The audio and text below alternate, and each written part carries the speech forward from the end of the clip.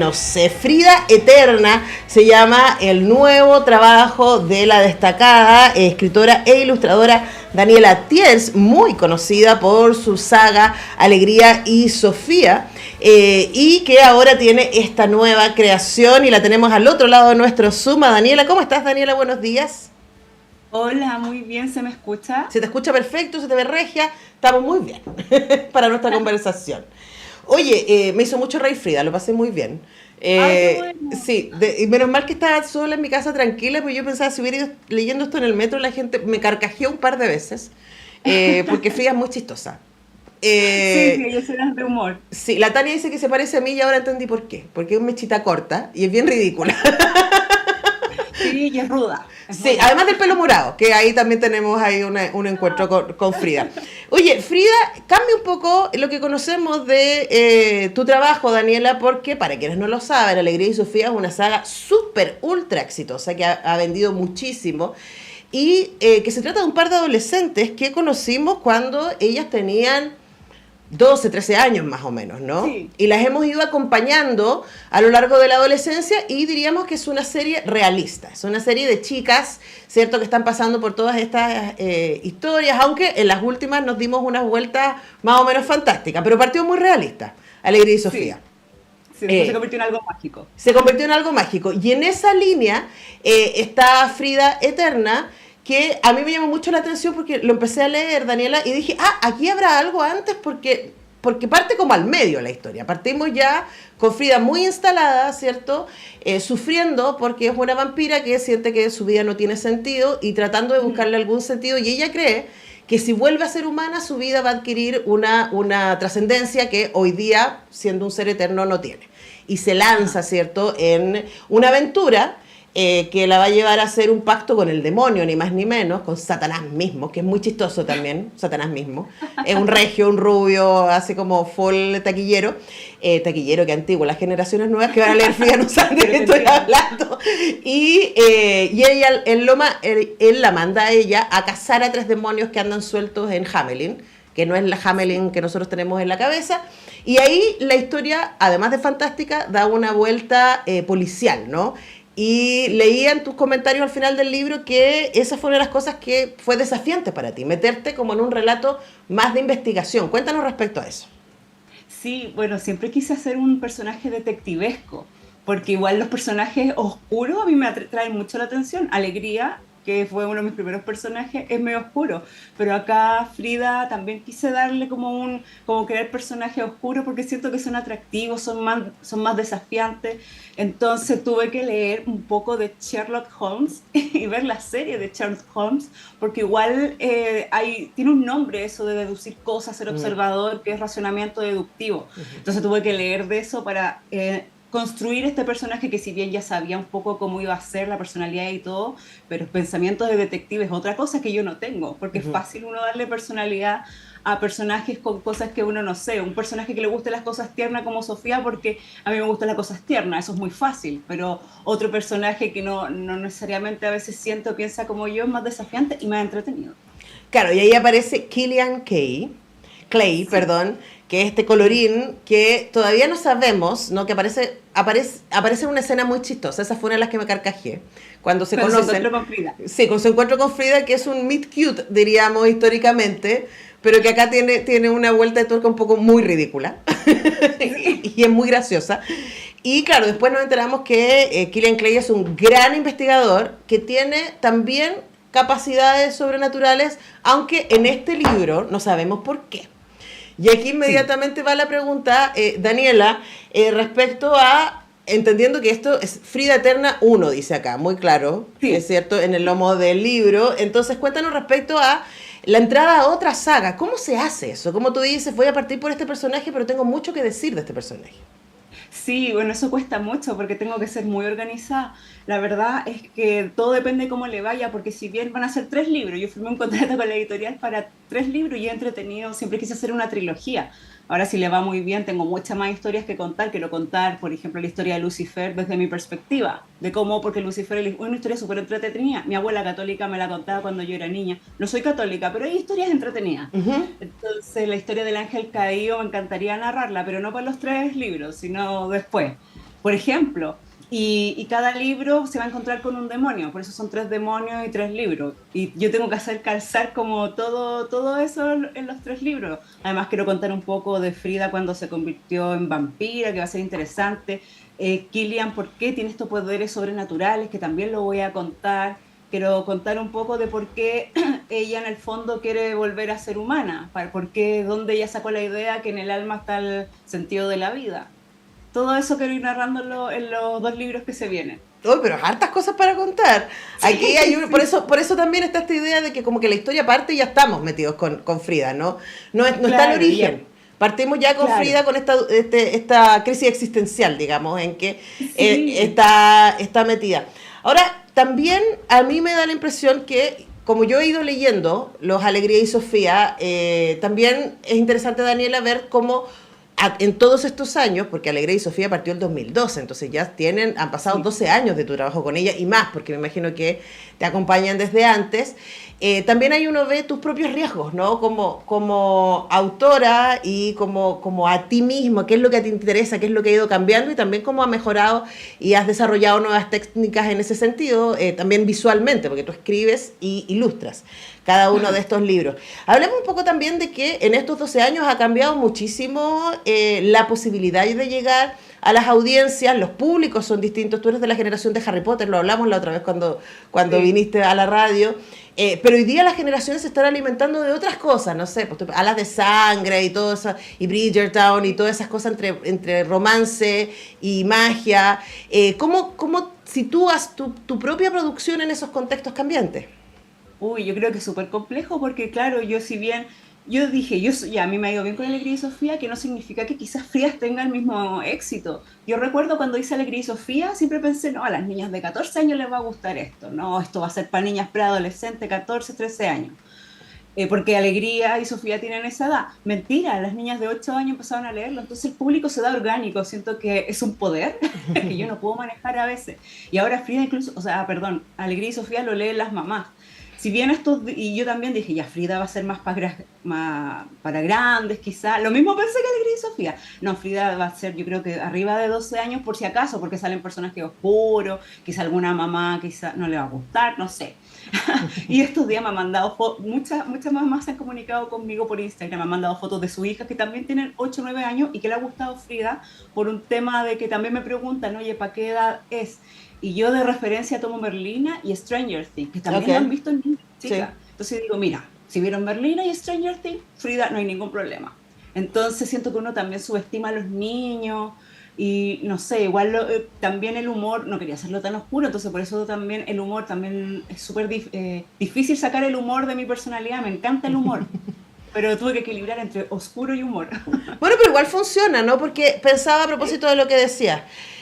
Si nos vamos a meter en un mundo de vampiros, ¿no? Si nos vamos a meter en un mundo de demonios. Si quieres contar la historia de Lucifer mismo, esa es una historia que se ha contado 4000 veces, ¿no? Entonces es Claro. como, ¿cómo se hace a lo Daniela Tiers? Entonces pensando también en esto, voy a ser un personaje adolescente vampira, ok.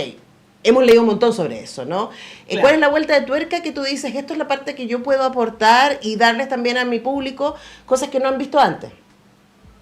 Sí, sí, sí, o sea, sí, igual hay un tema personal, cómo nació Frida, si bien, claro, yo como ilustradora tengo muchas croqueras de dibujo y siempre boceteo personajes random.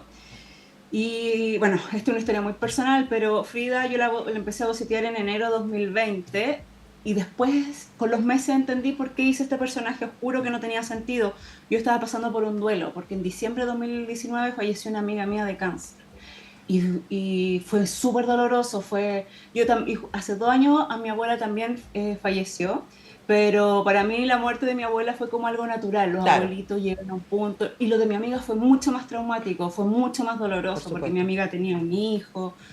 Y yo pasé por un duelo, yo estaba muy depre, y empecé a crear este personaje. Y efectivamente el sentimiento que yo quiero transmitir es pérdida, y Frida no tenía sentido, no encuentra sentido por todas las pérdidas que ella ha vivido por su condición de ser vampira, vida eterna. Entonces, ese es un tema que quiero abarcar a los niños, hablar de la muerte, de la pérdida de algo. es algo que yo creo que hay que saber abordarlo y creo que tengo la sensibilidad para poder traspasarlo a mis libros. Voy a transformar todo ese sufrimiento que yo pasé en una historia. Ahora, eso es tremendamente poderoso porque los libros, como tú sabes, Daniela, especialmente cuando se toman como algo tan personal, no tuyo, sino que te agradezco que nos cuentes el origen de Frida y también, por supuesto, te abrazo ahí desde tu duelo porque sabemos que los duelos tan profundos no pasan, nosotros aprendemos a convivir con ellos, ¿no? Así es. Y luego aparecen cosas hermosas como Frida, en tu caso, que tienes el superpoder de crear historias y puedes transformarlo en algo con los que podamos dialogar. Pero ahí estás creando también educación sentimental, ¿no? Igual que Alegría y Sofía, y Frida también se va a unir a posibles conversaciones que niñas y niños puedan decir, ah, mira, ¿y esto por qué pasa? Uy, yo también me he sentido así de sola, o también he sentido que la vida no tiene sentido. Estamos viviendo en una época en donde niños y niñas de 12 años se matan, ¿no? Entonces, es un momento muy difícil. ¿Cómo tomas tú esa responsabilidad, ¿no? También de decir, hay niños y niñas que están viendo en mis historias un lugar de cobijo. Claro, yo al final con mis historias quiero dar esperanza, siempre quiero dar esperanza y mensajes como que se puede salir adelante y para eso necesito narrar una historia porque uno tiene que ver el proceso de un personaje, se recomienda que los niños lean de todo, que sea cómic o novelas, lo que sea, porque uno se mete en la mente de los personajes y logra desarrollar empatía. Creo que por eso es súper importante que los niños lean esto, va a desarrollar la empatía y transmitir sentimientos. Al final yo construí una narrativa solo para llegar a un punto, que es la pérdida. Necesito trabajar eso, diciendo que artistas, no solo yo que soy dibujante, los músicos, los poetas, la gente que hace danza, todas las emociones, el dolor y las alegrías se puede transformar en otras cosas. Yo transformé un poco ese dolor en una narración, en una ficción, para hablar de la pérdida. Aparte de que va a estar envuelto en humor, en acción, en demonios, yo quiero llegar a un punto, con todo este proceso que ella va a pasar de partir de un punto oscuro, pero ella va a llegar a una buena conclusión al final. Sí, no, Entonces, quiero mostrar este desarrollo. y es interesante porque a veces también los adultos nos complicamos para explicar cosas que para nosotros son muy dolorosas y que además no tienen sentido, o sea, no tenemos cómo explicar, ¿cierto? Darnos una explicación que nos pueda consolar en esos dolores y solo nos queda acompañarnos. Y ahí aparece también el poder de la representación que nos acompaña y nos puede decir, sí, es apropiado lo que estás sintiendo, está bien que te sientas mal. Claro. No siempre tienes que estar sonriendo, que es un poco también la atención que reciben especialmente los adolescentes, y lo no tan adolescentes, de las redes sociales, de la vida perfecta, de todo con brillo y glitter. Es como, no, también hay sombras y hay que transitarlas. Y vamos a poder vivir con eso. Estamos conversando con Daniela Thiers sobre Frida Eterna.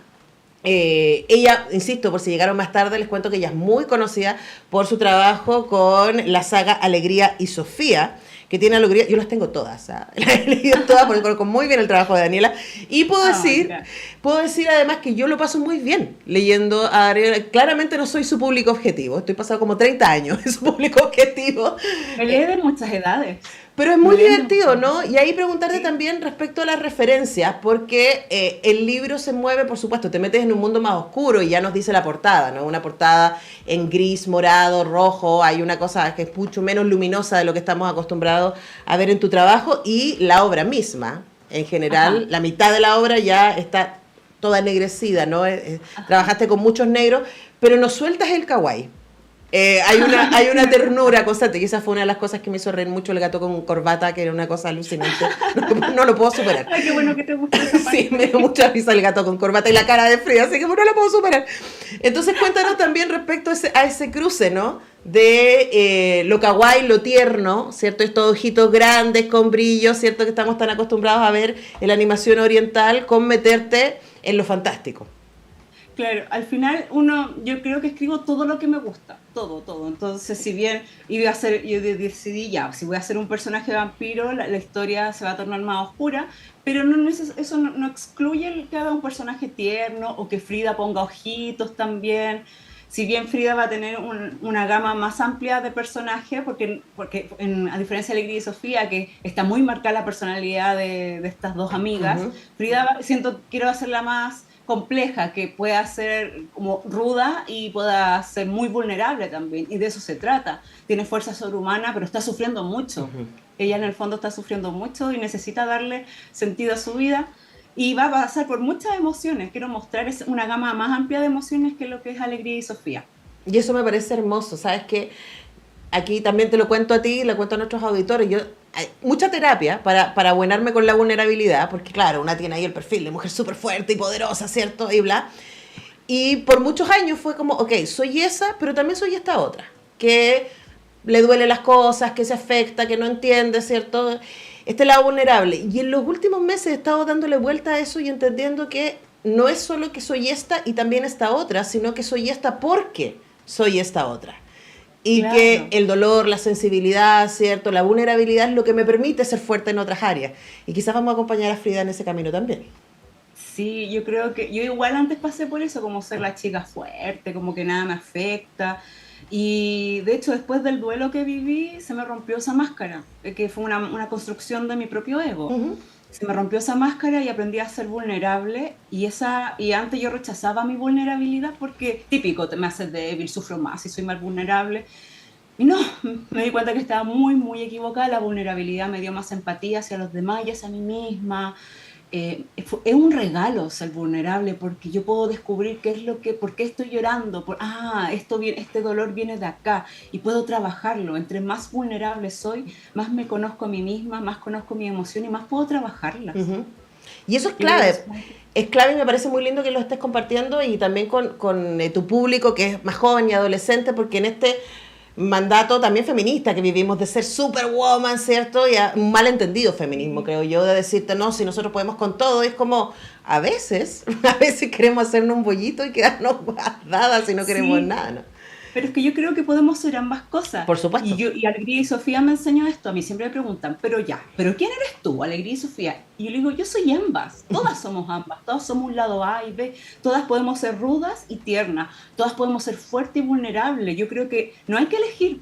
Yo no elijo ser fuerte, yo no elijo ser vulnerable. Yo elijo ser ambas. Ujú. Y eso es lo que más cuesta en la vida. Encontrar un equilibrio entre los opuestos. Que no significa que uno excluya al otro. Claro, y Eso además sí. encontrar que, y probablemente a Frida le va a pasar en su camino, como nos ha pasado a ti y a mí, Daniela, que darse cuenta de cuando uno abraza la vulnerabilidad y deja de pelear con ella, es un superpoder. Sí, de Porque, hecho sí. porque uno desarrolla, como tú dices, más empatía, es más amable con uno mismo, es más Uno empieza a misericordiosa con uno sanar. mismo y por lo mismo con el resto de la gente. Así que veamos cómo le va a Frida con ese camino. Frida Eterna de Daniela Tiers ya está en librería.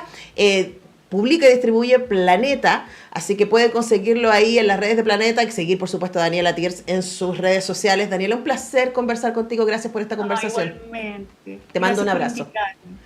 Abrazo. Y espero tenerte aquí para la próxima Frida 2, ¿sí?